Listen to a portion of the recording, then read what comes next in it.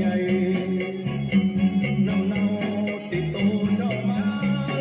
อายสิหาละแล้วลางของให้มาลอยล่องอยู่น้องน้ำใสใสก่อนเจ้าสิกลายเป็นปลาเค็งเน่าก่อนเจ้าสิกลายเป็นปลาเค็งเน่า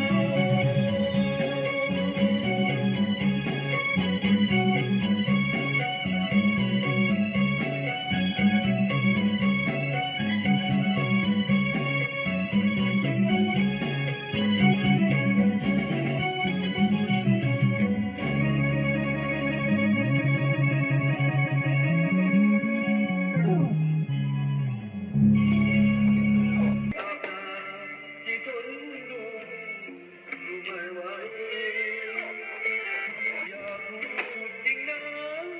ว่าผู้ชายคนนั้นเป็นใครที่ทำให้น้องร้องไห้คือยามหัวใจ